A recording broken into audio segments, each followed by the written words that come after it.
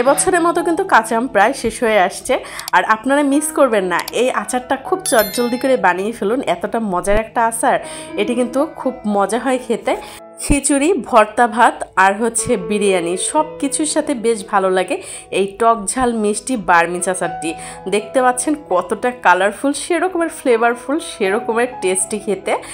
এই বার্মিজ আচারটা পেলে কিন্তু বড় আর ছোট নেই, সবাই সমান হারে বাটি ভরে খাবে, এতটা মজা হয় খেতে। আশা করছি আপনাদেরও ভালো লাগবে। আর আপনারা এই যে আমের সিজন শেষ হয়ে যাওয়ার আগেই কিন্তু তৈরি করে ফেলুন এতটা মজার বার্মিজ আচারটি। আর এটা টক ঝাল মিষ্টি যেহেতু সব কিছুর সাথে বেশ ভালো লাগে। আশা করছি আপনাদের কাছে ভিডিওটি ভালো লাগবে, না টেনে সম্পূর্ণ ভিডিওটি দেখবেন। আর এখানে আমি নিয়ে নিয়েছি 1.5 কেজি পরিমাণে আমগুলো কিন্তু বেশ বড় বড়। তো এখানে 1.5 কেজিতে 5টা আম আসছে। আমগুলো একে একে কড়াইয়ের মধ্যে দিয়ে দিলাম পানির ভিতরে। তো আপনারা এভাবে কখনো আচার বানিয়েছেন যে ফুটান্ত গরম পানি না, ঠান্ডা পানির মধ্যে আম দিয়ে তারপরে আচার তৈরি করা? এখন ঢাকনা দিয়ে তারপরে এই যে সিদ্ধ করে নিয়েছি, বেশি না 5 থেকে 7 মিনিটের মতো রাখলেই কিন্তু সুন্দরভাবে নরম হয়ে যাবে। যখন ঠান্ডা হয়ে যাবে তখন এই যে একটা ছাঁকনির মতো চামচের সাহায্যে তুলে নিচ্ছি যাতে কোনো রকমের পানি না থাকে। আপনারা এভাবে তৈরি করে নেবেন, দেখবেন যে কতটা ভালো লাগে। আশা করছি আমার ভিডিওটি ভালো লাগবে। ভিডিওটি ভালো লাগলে প্লিজ আমার চ্যানেলটি সাবস্ক্রাইব করে দিবেন আর সম্পূর্ণ ভিডিওটি দেখবেন আর সুন্দর একটা কমেন্টস করে দিবেন। আমগুলো যখন ঠান্ডা হয়ে গেছে এখন এই যে খোসা ছাড়িয়ে নিচ্ছি একে একে। আর খোসাগুলোও কিন্তু ফেলা যাবে না, খোসাগুলোও কিন্তু কাজে লাগবে। আর কাঁচা আমের খোসা কিন্তু আসলে খাওয়া যায়, আচারের সাথে বানিয়ে অবশ্যই খাওয়া যায়। কাঁচা আম দিয়ে কিন্তু আমরা একবারে কেটে তারপরে হচ্ছে খোসা সহ আচার বানাই, সেটাও খেতে খুব ভালো লাগে। তো এভাবে একে একে কিন্তু হাতের সাহায্যে সব আমগুলো, আমের গ্রেভিগুলো বিচি থেকে আলাদা করে বিচিটা ফেলে দিতে হবে।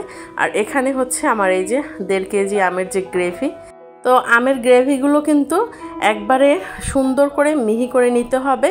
আর এখানে দেখতে পাচ্ছেন যে আমি আমের খোসাগুলো নিয়ে নিয়েছি। তো এই আমের খোসাগুলোও কিন্তু কাজে লাগবে, আমি একটু আগে বলেছিলাম। তো যেহেতু নরম হয়ে গেছে তো ব্লেন্ডারের জারের মধ্যে দিয়ে দিয়েছি আর সুন্দর করে লিকুইড করে ব্লেন্ড করে নিয়েছি। একবারে আমের গ্রেভি সহ খোসা সহ সবই ব্লেন্ড করে এভাবে ছাঁকনির সাহায্যে ছেঁকে নিয়েছি। একটুও কিন্তু দানা দানা নেই, আপনারা এভাবে ছাঁকনির সাহায্যে ছেঁকে নেবেন। একটা ফ্রাই প্যান নিয়ে নিয়েছি, বেশ কিছু পরিমাণে শুকনো মরিচ, গোটা জিরা, গোটা ধনিয়া, তারপরে হচ্ছে গোটা 5 ফোড়ন আর হচ্ছে মিষ্টি জিরা যেটা মৌরি। তো এই সবগুলো দিয়ে এখন আস্তে ধীরে একটু ভেজে নিতে হবে যাতে পুড়ে না যায়। তো নাড়তে নাড়তে কিন্তু এই যে আমার মশলাগুলো ভাজা হয়ে গেছে, মশলাগুলো ভেজে এক সাইডে রেখে দিয়েছি। আর এই যে আমের যে সেই যে পিউরিগুলো দিয়ে দিলাম ফ্রাই প্যানের মধ্যে। আর একে একে এখানে দিয়ে দিচ্ছি মরিচের গুঁড়া, স্বাদ মতো লবণ। আর আপনারা যেরকমের ঝাল খাবেন সেরকমের হচ্ছে মরিচের গুঁড়াটা দিবেন। আর যেহেতু টক মিষ্টি ঝাল আচার, তো মরিচের পরিমাণটা কিন্তু একটু বেশি যাবে সাথে, ঠিক আছে? আপনারা যেভাবে ঝাল খেতে পছন্দ করেন সেভাবে দিয়ে নেবেন। আর এখানে একটু একটু করে চিনি দিয়ে দিচ্ছি, যতটুকু মিষ্টি হবে সেই পরিমাণে চিনিটা আমি এখানে অ্যাড করছি। এখানে 3 টেবিল চামচ চিনি দিয়ে দিয়েছি। তো দেওয়ার পরে বারবার নাড়তে হবে যাতে নিচে লেগে না যায়। আর চিনি দেওয়ার পরে কিন্তু একটু পানি ছেড়ে দিবে।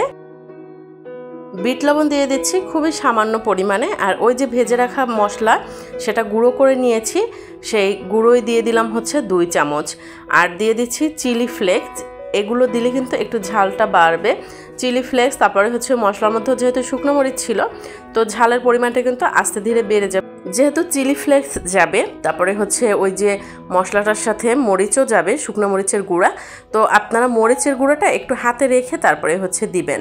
আর এখানে মনে হচ্ছে আমার কাছে যে মিষ্টিটা একটু কম হয়েছে, যার কারণে আরও 2 টেবিল চামচ চিনি অ্যাড করে দিয়েছি। আর দিয়ে দিচ্ছি 1/2 কাপ পরিমাণে সরিষার তেল।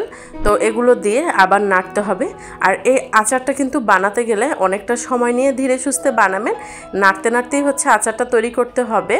1 টুকরো দারুচিনি আর 2টা হচ্ছে এলাচ দিয়ে দিচ্ছি। আপনারা চাইলে এগুলো গুঁড়ো করে দিতে পারেন, গরম মশলা। তো আমি গোটাই দিয়ে দিলাম।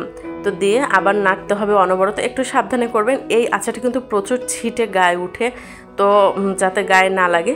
আর নাড়তে নাড়তে দেখতে পাচ্ছেন কালারটা কিন্তু অনেকটা চেঞ্জ হয়ে গেছে। আর এখন দেখতে পাচ্ছেন সরিষার তেল কিন্তু একেবারেই ছেড়ে দিয়েছে।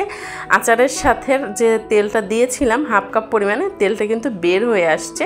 আর এই মুহূর্তে 1 চামচ দিয়ে দিয়েছি ভিনেগার, হোয়াইট ভিনেগার। আপনারা ভিনেগারটা আগেও দিতে পারেন, আমি এই মুহূর্তে দিয়েছি। এই মুহূর্তে ভিনেগারটা দেওয়ার কারণে কিন্তু আবার একটু পানি ছেড়ে দিয়েছে, যার কারণে জালটা আরেকটু পাবে।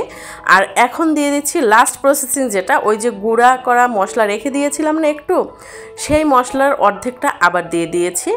দিয়ে এখন আবার নেড়ে চেড়ে দিচ্ছি। তো ভিনেগারটা আপনারা এই মুহূর্তে দেওয়ার চেষ্টা করবেন, তাহলে কিন্তু আচারটা আরও ভালো থাকবে বেশি দিন। তো নাড়তে নাড়তে নাড়তে নাড়তে একেবারে তেল ছেড়ে দিয়েছে। এই মুহূর্তে বুঝতে হবে আপনার আচার কিন্তু একেবারেই রেডি। আর এই যে কক্সবাজার স্টাইলের টক ঝাল মিষ্টি বার্মিজ আচার, এটা না খেলে কিন্তু মিস করবেন। কেমন লেগেছে অবশ্যই কমেন্টস করে জানাবেন। ভালো লাগলে চ্যানেলটি সাবস্ক্রাইব করে সাথেই থাকবেন। আল্লাহ হাফেজ।